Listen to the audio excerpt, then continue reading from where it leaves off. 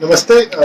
मेरा नाम डॉक्टर निखिल महाजन है और मैं नारायणा हॉस्पिटल में कार्डियोलॉजिस्ट हूँ, हृदय रोग विशेषज्ञ हूँ। ये वीडियो मैं कोविड अवेयरनेस के लिए कर रहा हूँ और ये मेरे पहले वीडियो की कंटिन्यूशन पार्ट 2 है। इस वीडियो में मैं सीवियर डिजीज को कैसे डायग्नोज करते हैं और कैसे ट्रीट करते हैं डिस्कस करूँगा।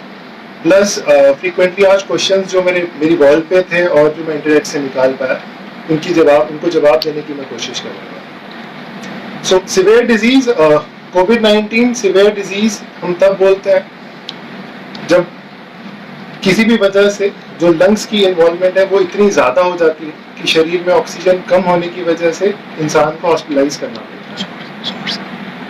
मैंने आपको पहले वीडियो में भी बताया था कि हम इसको कैसे डायग्नोज कर सकते हैं। सबसे बड़ा जो एस्पेक्ट होता है वो सिम्टम्स होते हैं। किसी भी टाइम पे अगर वर्सनिंग ऑफ सिम्टम्स होते हैं, जैसे कि आपकी खांसी इतनी ज़्यादा हो जाना कि वो दवाई से कंट्रोल ना हो, बलगम का आना, बलगम में खून का आना, सांस फूलना और छाती में दर्द होना। छाती में जब दर्द होने का मैं आपको बता रहा हूँ, उसका मतलब ये है कि जब निमोनिया बन जाते हैं तो जब इंसान खांसी करता है या फिर डीप ब्रीथिंग करता है तो उस टाइम पे छाती में दर्द होती है, क्योंकि कोविड-19 में मल्टीपल निमोनियाज बनते हैं। तो अगर कोई भी पेशेंट आपको ये बोलता है कि मुझे मल्टीपल साइड्स पे पेन हो रही है, तो इसका मतलब ये है कि आपको निमोनिया जो है वो डेवलप हो गया है और सीवियर डिजीज जो है वो डेवलप हो गई है।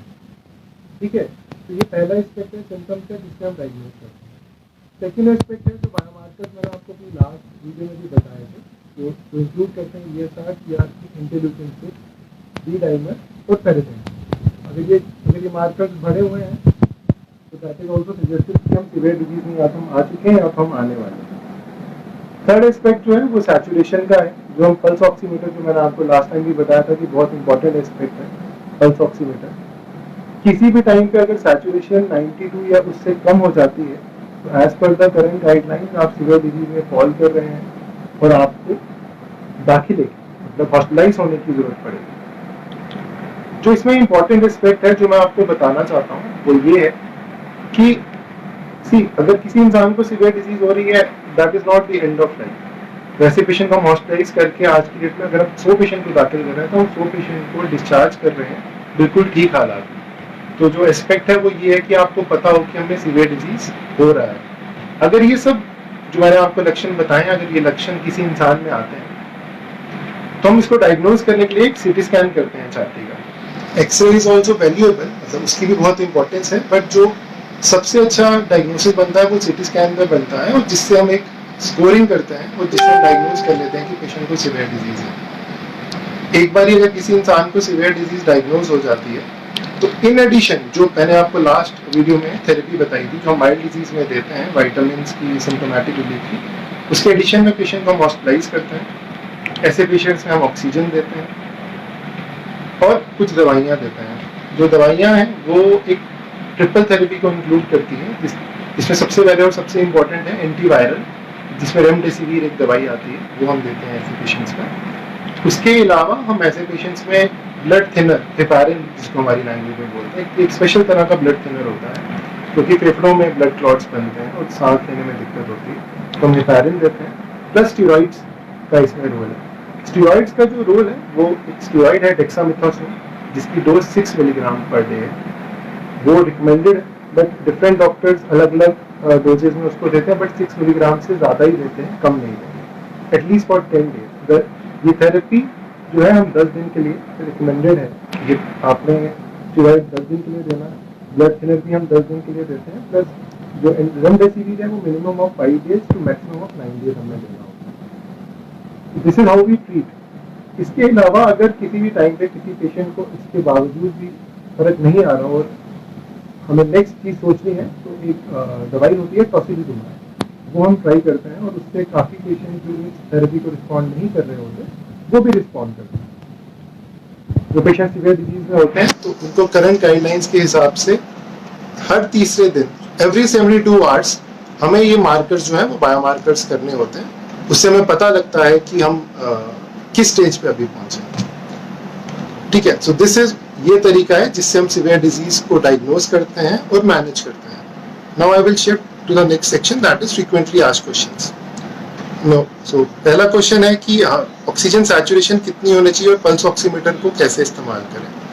ऑक्सीजन सैचुरेशन आपकी बॉडी में किसी भी टाइम पे 93% या उससे ज्यादा होना चाहिए, तो मोर देन इक्वल टू 93%, 93% या उससे ज्यादा।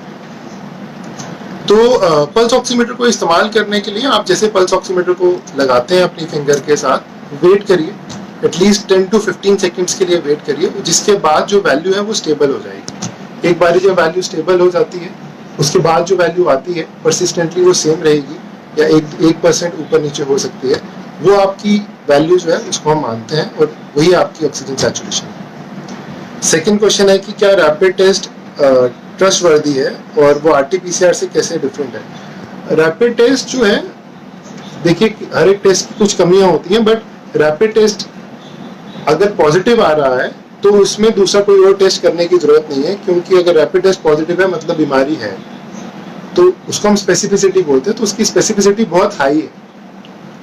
बट अगर किसी पेशेंट में वायरल लोड कम है तो वो टेस्ट नेगेटिव आ सकता है, तो हम ऐसे पेशेंट्स में रिकमेंड करते हैं कि आप आरटीपीसीआर भी कर लीजिए। तो अगर रैपिड नेगेटिव है तो एक आरटीपीसीआर जो है वो करना ही करना है। तो अगर आप आरटीपीसीआर करते हैं उसकी जो बीमारी को पकड़ने की क्षमता है वो बहुत हाई है, 70% है, तो उससे मैक्सिमम केसेस में हम पकड़ लेते हैं कि बीमारी है या नहीं। तीसरा क्वेश्चन है कि क्या इंक्रीज रिस्क ऑफ मतलब सीवियर डिजीज को हमें कैसे पता लगेगा। तो मैं आपको पहले ही बता चुका हूँ, ये चीज बहुत इंपॉर्टेंट है। अगर वर्सनिंग ऑफ सिम्टम्स हो रही है, सैचुरेशन कम हो रहा है, जो बायोमार्कर्स मैंने आपको बताए वो बढ़े हुए हैं, काकी कोट वार्ड नंबर तो 6 अंदरूट हम वैसे हम सीवियर डिजीज को डायग्नोज कर सकते हैं बिफोर हैंड ऑल्सो, और जब हो जाए तो अर्ली डायग्नोसिस मैंने आपको पहले भी बताया, जितनी जल्दी हम डायग्नोज करके ऐसे पेशेंट को हॉस्पिटलाइज करके ट्रीट करेंगे उतनी जल्दी जो पेशेंट को रिलीफ ये आएगा। अपील करना चाहते हैं कि इम्पोर्टेंट क्वेश्चन है, अगर किसी कोविड-19 पेशेंट के कांटेक्ट में आप आए तो अपनी टेस्टिंग कब करवाएंगे।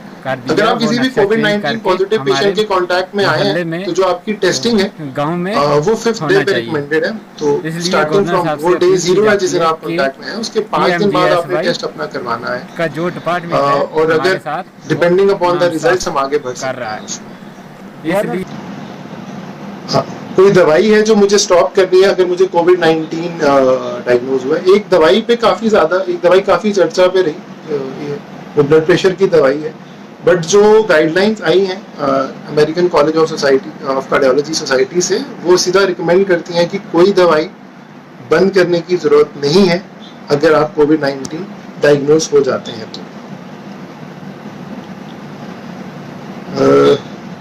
Next question is Betadine gargles कैसे मदद करते हैं। बीटाडीन गार्गल्स की फ्रीक्वेंसी मैं आपको बता चुका हूँ, आइडियली 6 घंटे बाद, बट अगर आप 2 घंटे बाद करेंगे तो और अच्छी बात है। ये वायरस हमारे गले पे पनपता है, तो वहां पे ये ग्रो करता है, तो जब भी आप गार्गल्स करते हैं तो गले पे हम बीटाडीन को सोल्यूशन को काफी देर तक रख के फिर हम उसको बाहर निकालते हैं। उससे वायरस का जो लोड है, वायरस का जो बर्डन है हमारे शरीर में, हमारे गले में, वो कम होता है। तो इस तरीके से बीटाडीन गार्गल जो है वो हेल्प करते हैं। स्पेशल एक कैटेगरी है, 2 कैटेगरीज बहुत इंपॉर्टेंट है, एक प्रेगनेंसी और कोविड, और दूसरा बच्चे, children and Covid. So children and Covid मैं आपको बताना चाहूंगा, बच्चे जो है वो सुपर स्प्रेडर्स की तरह एक्ट करते हैं। जब मैं सुपर स्प्रेडर्स बोलता हूँ तो मेरा मतलब ये है, बच्चों में जो वायरस है उसकी मात्रा बहुत हाई होती है, बट उनको सिम्टम्स नहीं होते, तो वो एसिम्प्टोमेटिक कैरियर होते हैं हमारी लैंग्वेज में, मतलब उनको सिम्टम्स नहीं है बट उनके गले में वायरस की मात्रा बहुत ज्यादा है। तो अगर कोई यंगस्टर से बीमारी घर पे आई, बच्चे को हो गई, तो बुजुर्गों को ये बीमारी बहुत जल्दी बच्चों से फैलेगी rather than from anyone else, because उनका वायरल लोड जो है वो हाई रहता है, बट वो एसिम्प्टोमेटिक रहते हैं। तो छोटे बच्चों में हमें क्या करना है, उनको हमने विटामिन डी देना है 60,000 यूनिट की डोज में डेली फॉर 4 डेज। उसके अलावा आपने बच्चों में विटामिन सी के ड्रॉप्स आते हैं, 1 ड्रॉप सुबह 1 शाम देना है। उसके अलावा बच्चों में आपने जिंक देना है, 1 dropper in the morning and 1 dropper in the evening. और इसके अलावा मल्टीविटामिन, कोई भी बच्चों का डिफरेंट मल्टीविटामिन आते हैं, उसका भी 1 चम्मच सुबह और 1 चम्मच आपने शाम को उन बच्चों को देना है। और जिस घर में बच्चे हैं तो उसमें बुजुर्गों को और बड़ों को मास्क जरूर पहन के रखना है अगर वो पॉजिटिव है।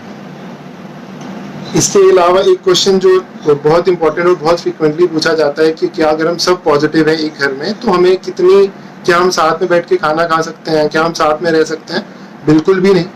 ये वायरस जो है वो हर एक इंसान के गले में होता है जो पेशेंट होते हैं, और वो एक इंसान दूसरे इंसान का वायरल बर्डन बढ़ाता है। तो आपने किसी भी टाइम पे साथ में बैठना नहीं है। अगर आप बैठ रहे हैं तो आप सोशल डिस्टेंसिंग के नॉर्म्स फॉलो करेंगे। अगर आप सब पेशेंट्स हैं, आप मास्क जरूर पहनेंगे सारे, और स्पेशली जब आप खाना खा रहे हैं तो अलग अलग कमरों में आप खाएंगे, अलग अलग टाइम पे आप खाना खाएंगे। और जब आप सो रहे हैं तो बिकॉज अब इंसान कम से कम 8 से 10 घंटे सोता है, बिना मास्क के सोता है, तो आप अलग अलग कमरों में सोएंगे। प्रेगनेंसी एंड कोविड और पोस्ट कोविड कॉम्प्लिकेशंस के लिए I will make a part 3 of this.